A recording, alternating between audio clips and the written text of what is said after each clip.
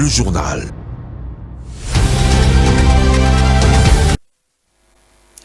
C'est un réel plaisir pour moi de vous informer ce soir, mesdames et messieurs. Bonsoir et bienvenue dans cette grande édition du journal sur Mondico Télévision. Tout de suite, les titres.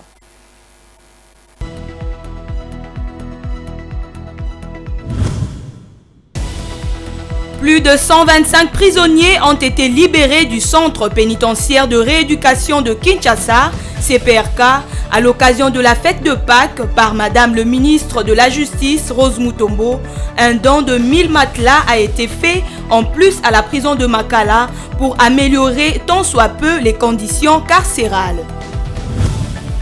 Plusieurs ONG des droits de l'homme sous la direction de la Fondation Bill Clinton se sont réunis pour exprimer leur désapprobation à l'examen de la loi Tchani à l'Assemblée nationale. Elles estiment que cette loi doit être rejetée et risque de compromettre la cohésion nationale.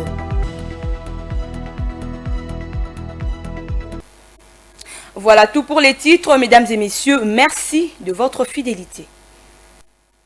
La ministre d'État, ministre de la Justice, Rose Mutombo, s'est rendue le week-end dernier à la prison centrale de Makala, située dans la commune de Selembao, où elle a libéré plus de 125 prisonniers. Ces quelques détenus ont été remis en liberté à l'occasion de la célébration de la Pâques. Suivez.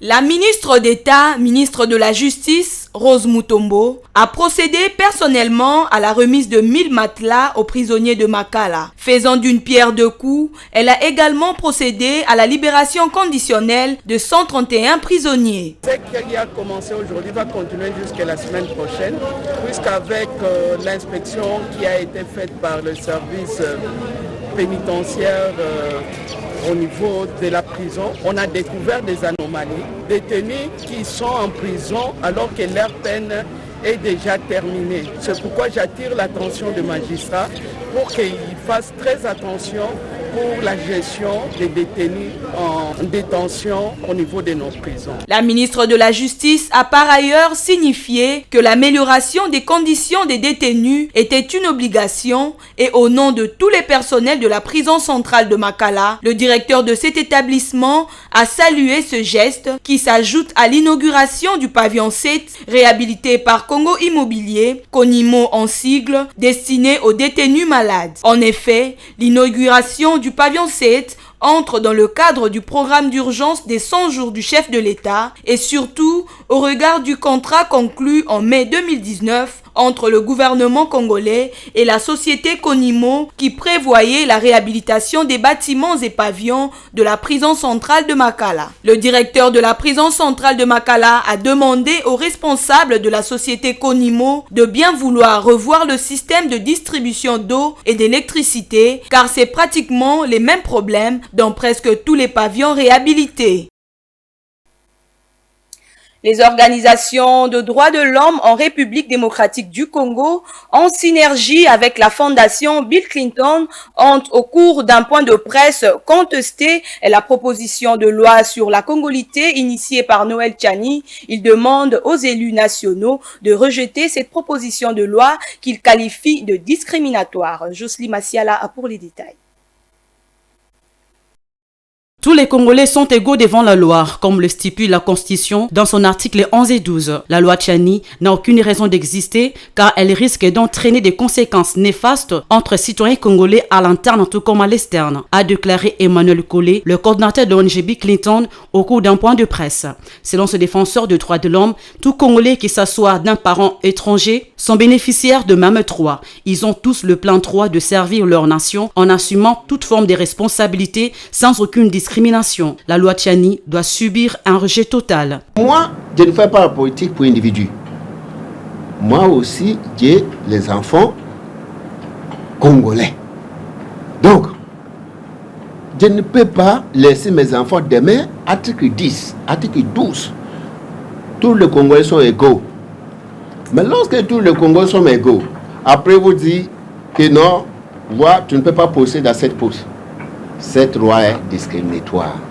Voilà les raisons dans lesquelles nous voulons que ce ne serait même pas inscrit, mais rejeté pur et simple. Pour rappel, le projet de loi Tchani veut interdire l'accès à la magistrature suprême et à d'autres fonctions régaliennes, tout Congolais né d'un parent étranger.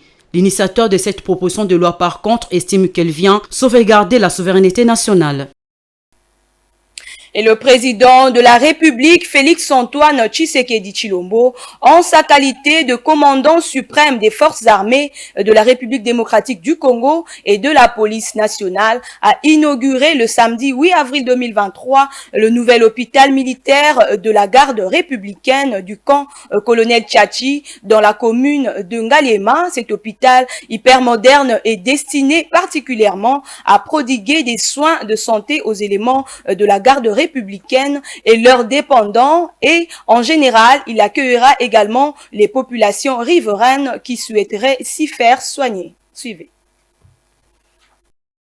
Ce centre hospitalier, qui relève d'office du domaine des forces armées de la République démocratique du Congo FARDC et de la police nationale congolaise PNC, a été construit par la société Safrimex sur financement du BSECO. Ce complexe clinique est doté des équipements modernes pour ses différents services dont l'hémodialyse, le bloc opératoire, l'imagerie médicale, des chambres d'hospitalisation confortables, un laboratoire d'analyse biomédicale, une maternité et un vaste auditorium. Le président de la République démocratique du Congo, Félix Tshisekedi Tshilombo, est descendu sur place pour l'inauguration en compagnie de plusieurs autorités du gouvernement et des autres institutions, dont plus particulièrement le président du Sénat, Modeste Batilukebo, le premier ministre Jean-Michel Samaloukonde, le vice-premier ministre de la Défense nationale et ancien combattant Jean-Pierre Bemba Ngombo et le vice-premier ministre de l'Intérieur, Maître Peter Kazadi. Sans tarder, le chef de l'État a fait le tour des installations, service par service, pour se rendre compte directement par cette visite de plusieurs avantages dont vont bénéficier les patients militaires et civils. Après la coupure du ruban symbolique, 4 prises de parole ont été ponctuées, à savoir le général Ephraim Kabi, commandant de la garde républicaine, qui a salué cette œuvre pertinente pour l'encadrement socio-sanitaire des hommes d'armes. Depuis Belle Lurette, les militaires de la garde républicaine et leurs dépendants étaient soignés dans des conditions précaires, hospitalisés à la promiscuité, sous des tentes, et d'autres nous ont quittés de façon hâtive. Chose promise, chose réalisée aujourd'hui à la grande satisfaction de tous les militaires et leurs dépendants et de toute la population.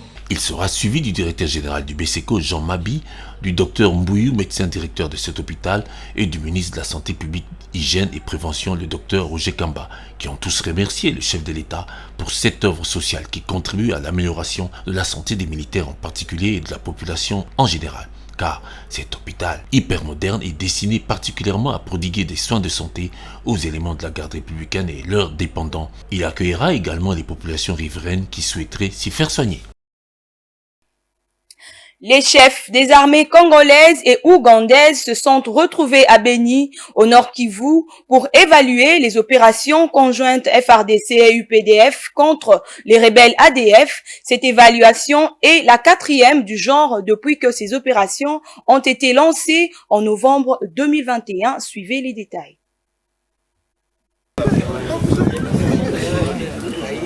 La ville de Beni, en la province du Nord Kivu, a été choisie pour évaluer les opérations conjointes FARDC, UPDF contre les ADF. Choix significatif étant donné que Beni a été souvent le théâtre des massacres des paisibles citoyens par les terroristes. Durant cette évaluation, les chefs des armées congolaises et ougandaises ont relevé les points positifs et négatifs depuis que cette opération a été lancée.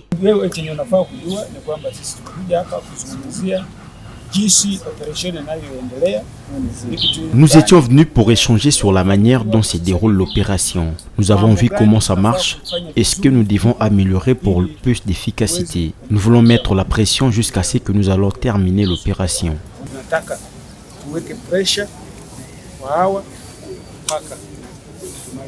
Le gouverneur militaire du Nord Kivu, le général Constant Ndima, satisfait de la manière dont se déroulent les opérations, n'a pas manqué de donner son avis. Aujourd'hui, nous sommes satisfaits du résultat de ces opérations. Plusieurs bastions des ennemis, des terroristes, ADF-MTM démantelés. et plusieurs d'entre eux aussi les leaders neutralisés. Donc, vous savez, en principe, les terroristes ne cèdent jamais. Aujourd'hui, même les bastions et plusieurs d'entre eux neutralisés, et ils tiennent toujours en petits groupes et dans des villages isolés ou dans des champs, parce que notre peuple est paysan. C'est là où ils nous font très mal. Raison pour laquelle nous nous sommes retrouvés pour évaluer que faire. Après cette évaluation, la population du Nord Kivu attend effectivement que les choses puissent changer pour un retour définitif de la paix. Les femmes de la Ligue des jeunes de l'AFDC, Alliance des forces démocratiques du Congo, ont organisé une matinée politique le samedi 8 avril dernier au centre Béthanie de la paroisse Sacré-Cœur dans la commune de la Gombe. Thème choisi, la jeunesse féminine face aux enjeux électoraux. Parmi les nombreux intervenants, on a noté la présence de l'honorable député national élu de la Lukunga, Solange Masumbuko Nyenyezi Amissi. Suivez. À quelques mois de la date prévue pour la tenue des élections générales dans notre pays, la RDC, le parti politique figurant parmi les poids lourds de l'Union sacrée de la nation, plateforme politique qui soutient le président de la République, à savoir l'Alliance des forces démocratiques du Congo FDC en sigle, fourbit ses armes en vue de se démarquer au cours des échéances électorales de décembre 2023. Pour ce faire, la Ligue des jeunes de l'AFDC, parti cher à son autorité morale, l'honorable président du Sénat, le professeur et docteur Modeste Batulukwebo, a organisé une matinée politique le samedi 8 avril sur un thème des plus pertinents, la jeunesse féminine face aux enjeux électoraux, cela dans le cadre du centre Béthanie en l'enceinte de la paroisse catholique du Sacré-Cœur à Gombe. Parmi les prestigieux intervenants à ces assises, capitales pour le planning de la campagne électorale du parti, parmi les plus en vue de l'Union sacrée de la nation, la FDC très déterminée de ratisser large à tous les niveaux de tous les scrutins et d'obtenir la réélection de Félix Tshisekedi Tshilombo en lui confortant une solide majorité présidentielle. Des figures expérimentées et modèles tels que l'honorable député national Solange Masumbuko Nyenyezi Amissi, unique femme de la FDC élue de Kinshasa en la circonscription de la Lukunga, alors qu'elle est originaire du Sud Kivu, qui s'est exprimée quant à ses stratégies sur le terrain de sa base qui compte beaucoup de femmes. Contrairement aux statistiques selon lesquelles les femmes suffragettes élisent moins leurs semblables, c'est-à-dire les femmes candidates.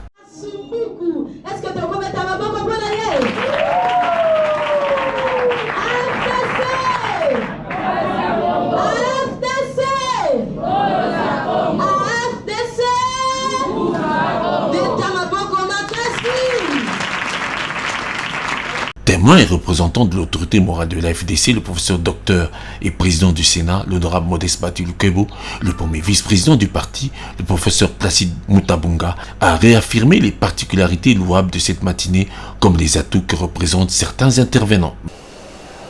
Mes sentiments sont positifs car l'initiative n'est pas venue du directoire national. Mais l'initiative est venue de nos enfants, donc la Ligue des jeunes. Et ça ne peut que nous enchanter. Et surtout que nous sommes au cours de l'année électorale. Lorsque je lis moi-même les thèmes, on dit la jeunesse féminine face aux enjeux électoraux, je me suis dit, mais ces enfants nous ont pris de l'avance. Nous ne pouvons que les encourager, raison pour laquelle nous sommes déplacés pour venir nous-mêmes sur place et leur demander d'aller de l'avant. Les encourager aussi à faire tout pour poser aussi des candidatures au moment des élections. Parce qu'il ne faut pas qu'elles soient blancs.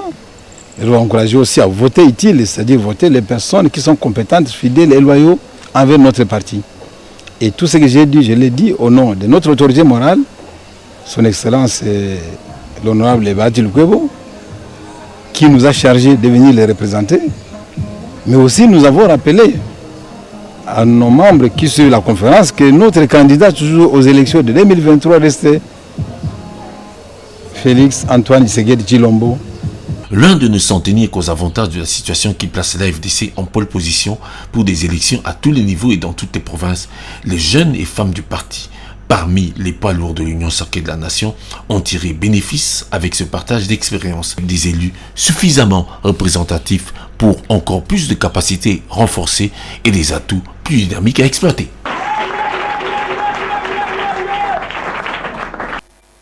La Direction nationale de contrôle de la préparation, de la paie et de la maîtrise des effectifs du personnel administratif et enseignant, DINACOPE en sigle, ex-CECOPE, département du ministère de l'enseignement primaire, secondaire et technique et PST, s'est engagé de renforcer les capacités de tous ces agents exploitants par une mise à niveau afin de les amener à mieux maîtriser leurs tâches respectives. Un atelier de formation a été organisé à cet effet à l'école Maman Sifa de Kinkole ce lundi 10 avril 2023 à l'intention des exploitants de l'antenne DINACOPE de la direction provinciale de Kin Plateau. Images et commentaires. C'est une initiative du directeur Léon Kinzika Mampassi, actuel numéro 1 de la direction provinciale, antenne Kin Plateau de la DINACOPE. Direction nationale de contrôle, de la préparation de la paie et de la maîtrise des effectifs du personnel administratif et enseignant, département du ministère de l'enseignement primaire, secondaire et technique EPST, engagé pour un fichier de la paie conforme à la réalité des établissements scolaires, qui s'est attelé au renforcement des capacités par la mise à niveau de tous les agents exploitants de son aire d'action. Cette formation a tourné autour des rôles à jouer face à tous les cas de figure concernant les procédures de fonctionnement et dispositions administratives à respecter par les exploitants pour un rendement et des performances favorables au service de la DINACOPE sur le terrain. Aujourd'hui, ce n'est plus les CECOPE. Aujourd'hui, nous sommes dans le DINACOPE qui signifie Direction nationale des contrôles de la maîtrise de la paie et de la maîtrise des effectifs des enseignants et du personnel administratif dans les établissements scolaires. Et nous qui sommes exploitants, c'est nous qui faisons le travail et tout ce que nous avons comme problème dans nos fichiers paye, ces problèmes-là, c'est nous, l'exploitant. Ici, avec les enseignants, il y en a ceux qui retournent même à la maison sans pour autant toucher leur salaire à cause des problèmes des graphiques des noms. Cette mise à niveau pertinente et essentiellement pédagogique quant à la compréhension des fondements de base des fonctions s'est étendue à tous les degrés des responsabilités. Adjoint du chef d'antenne, toi-même tu maîtrises pas la fiche de contrôle physique. Comment tu dois enseigner encore aux exploitants? Toi tu es scanner. Des multiples façons d'agir et d'opérer sur le terrain par les exploitants de la DINACOPE, ce service capital dans l'assainissement de la paie et la maîtrise des effectifs de tout le secteur de l'enseignement primaire, secondaire et technique sont à revoir, corriger et réorienter. Telle est la volonté et le but poursuivi par l'initiateur de cette formation salutaire, à savoir le directeur Léon Kinzika Mampassi en personne, qui entend en accord avec le ministre de s'entourer d'un personnel à même de bien faire son travail. C'est l'exploitant qui est à la base de la mise à jour. Celui qui est à la base, c'est celui qui va à l'école pour nous amener la matière. Donc l'objectif est qu'il doit comprendre d'abord ce qu'il est en train de faire sur terrain. Il doit comprendre ça et puis vérifier et maîtriser ça très bien pour qu'il nous fasse un bon travail. Rappelons que cette formation a été assurée par des formateurs outillés et a porté sur le thème de la préparation du contrôle physique et s'est tenue à Kinkole dans l'école Maman Sifa.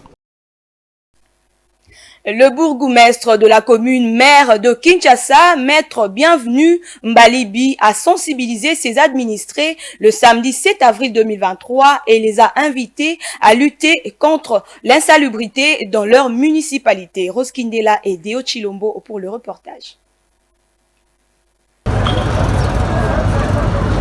Les jeunes de la brigade d'assainissement de la commune maire de Kinshasa sont déterminés à mettre fin à l'insalubrité dans leur municipalité en passant au peigne fin tous les différents quartiers. Après cet exercice, ils se sont exprimés. Je soutiens l'opération Kinbopeto qui a été lancée par le chef de l'État. Je suis dans la commune de Kinshasa. Nous avons la volonté, mais c'est les moyens qui nous manquent. Dans le quartier de Boyoma, Moussala et Zosalama, très bien bonne forme. Mais en biscuit, toujours au côté de terrain, la brigade est quartier à Pende, toujours affronter le quartier de Boyoma.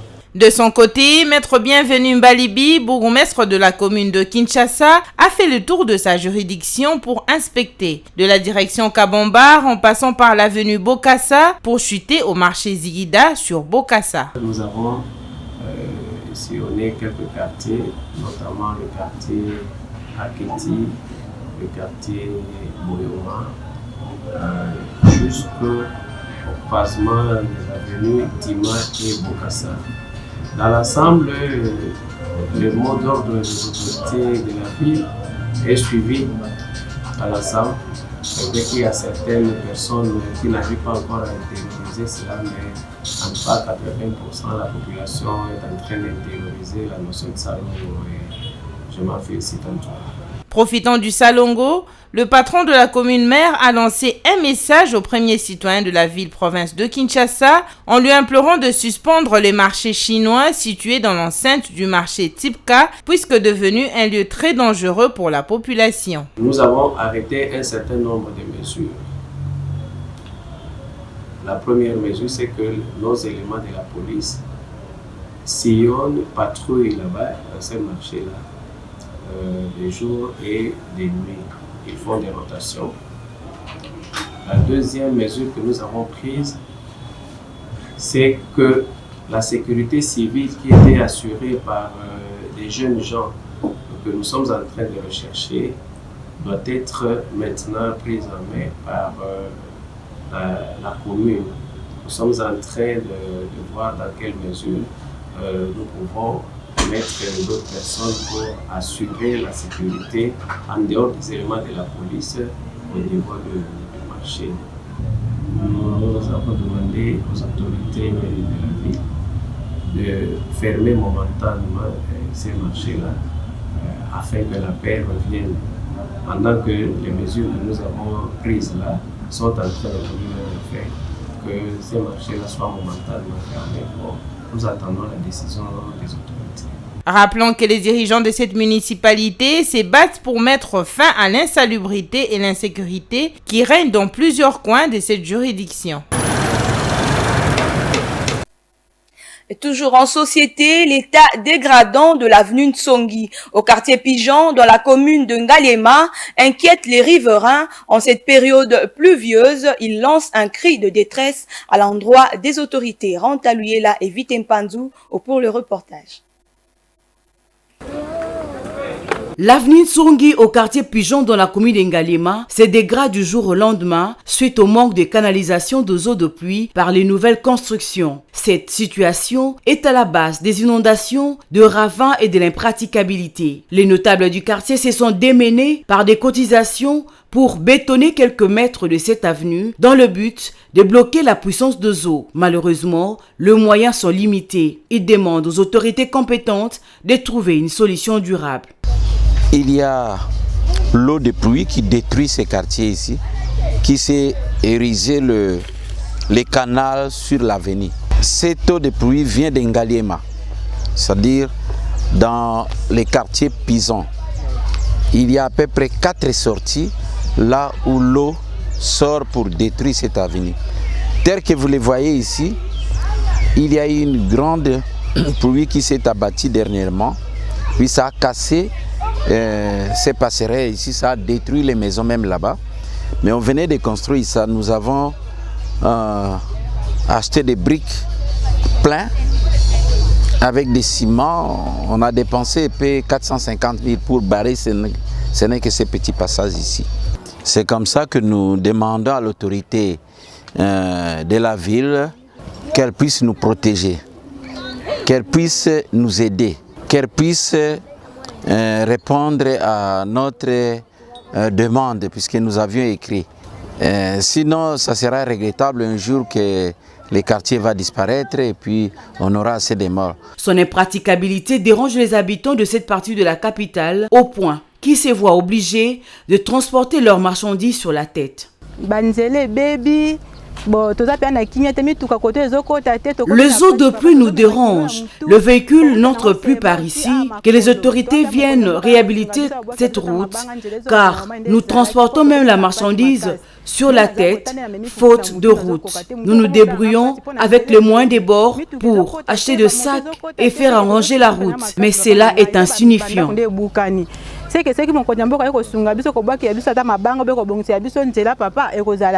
Aux autorités de trouver la solution afin de soulager les habitants de ce coin de la capitale.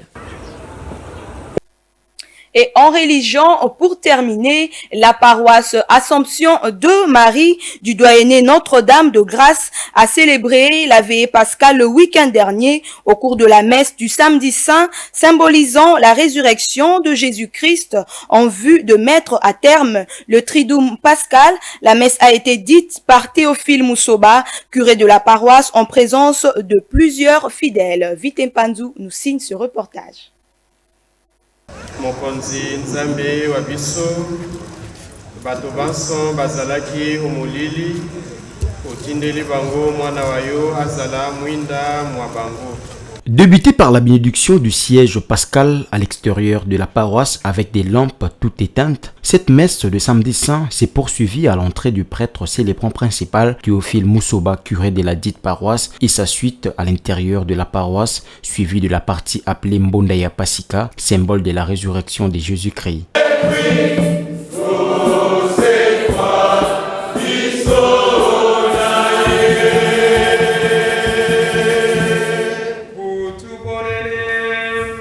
S'en est suivi des différentes lectures rappelant la création du monde par Dieu Tout-Puissant, la foi d'Abraham et bien d'autres bienfaits du Seigneur. Juste après ces moments, l'heure était arrivée au Gloria, partie à travers laquelle le fidèle glorifiait et louait l'Éternel. D'un moment à l'autre, la dernière lecture a précédé l'évangile tiré du livre de Jean et dans son homélie, les célébrants du jour a montré l'importance de la résurrection de Jésus-Christ pour tous les fidèles. À la fin de l'homélie, la messe s'est poursuivie normalement. Une sœur de l'église a par la même occasion été baptisée et a pris la première communion, qui sont parmi les sacrements de l'initiation chrétienne. La prière universelle et les offrandes étaient également au rendez-vous pour finir à la création de l'Eucharistie par les célébrants du jour en vue de se communier en enfants de Dieu. À la fin de cette messe, Grévrin Tantou, paroissien de l'Assomption de Marie, s'est exprimé en ces termes. Nous venons de célébrer la résurrection du Seigneur pour le compte de Samedi Saint. Déjà, nous savons sans aucun doute que c'est la semaine sainte. On avait commencé cette triduum le jeudi saint et déjà le vendredi saint. On avait tout simplement célébré la mort de notre Seigneur Jésus-Christ, encore sa passion. Et aujourd'hui, c'était sa résurrection. État chrétien que nous sommes, le message fort qui nous est lancé n'est rien d'autre que de nous aimer, de nous unir également pour faire quelque chose de bon. Déjà avec cette résurrection du Seigneur, nous savons très bien que tout ce qui a été mort dans nos vies vient de ressusciter et parler du Seigneur Jésus-Christ. Et c'est pourquoi nous devons rester toujours son témoin, car c'est tout simplement une nouvelle action qui vient de susciter à nous. Et ça sera important pour nous de faire quoi? De vendre positivement l'image de notre Seigneur Jésus-Christ, car ces résurrections nous apportent nous apporte bien sûr la grâce divine, encore ces différents bienfaits, et nous allons voir cela à travers le travail que nous sommes en train de faire, et nous devons rester toujours chrétiens tout en portant cette casquette de chrétien pour que nous puissions témoigner l'image de notre Seigneur. Il s'y est rappelé que la semaine sainte est commémorée une fois par an.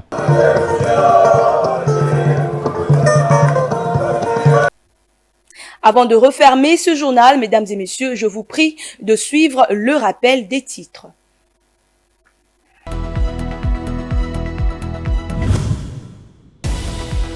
Plus de 125 prisonniers ont été libérés du centre pénitentiaire de rééducation de Kinshasa, CPRK, à l'occasion de la fête de Pâques par Madame le ministre de la Justice, Rose Mutombo. Un don de 1000 matelas a été fait en plus à la prison de Makala pour améliorer tant soit peu les conditions carcérales. Plusieurs ONG des droits de l'homme sous la direction de la Fondation Bill Clinton se sont réunis pour exprimer leur désapprobation à l'examen de la loi Tchani à l'Assemblée nationale. Elles estiment que cette loi doit être rejetée et risque de compromettre la cohésion nationale. Et c'est par ici que se referme ce journal. Mesdames et messieurs, joyeuse Pâques chez vous. Au revoir.